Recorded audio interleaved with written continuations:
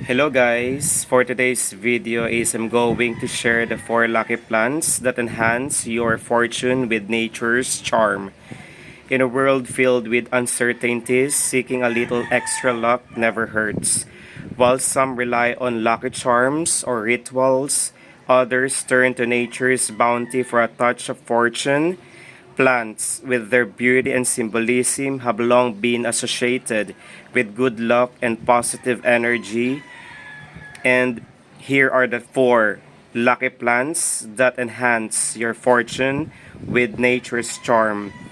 The fascination with plants and their association with luck dates back centuries across various cultures and traditions.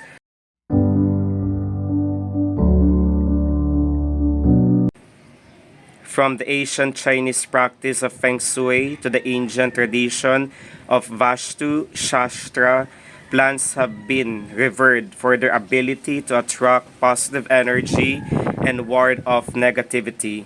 In folklore and mythology, specific plants are often revered for their auspicious qualities, becoming symbols of prosperity, abundance, and good fortune. How to cultivate luck at your home? Here are the tips and suggestions. While the concept of luck may seem intangible, incorporating lucky plants into your living space is a tangible way to invite positivity into your life. Here are some top tips for lucky plants that can elevate the energy of your home or workplace. Let's find it out. First of which is called the lucky bamboo, a symbol of good fortune and prosperity. Lucky bamboo is believed to bring harmony and abundance into any environment. Place it in a prominent location such as the entrance or the wealth corner of your home to attract wealth and success.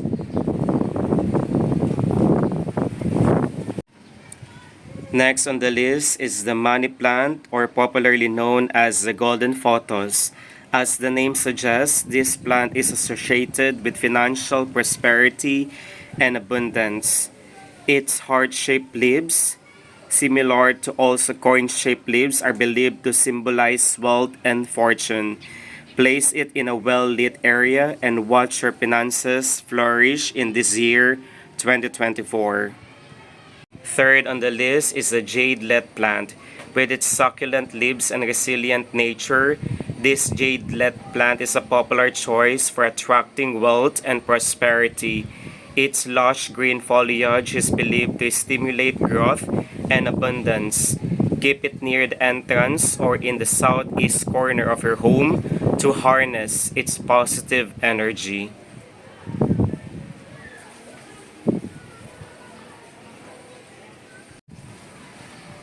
Saving the best for last is the peace lily.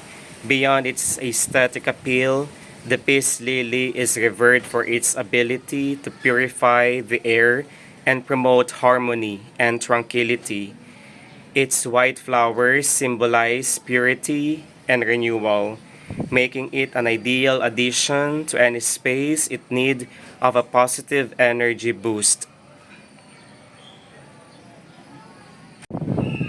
So what are you waiting for?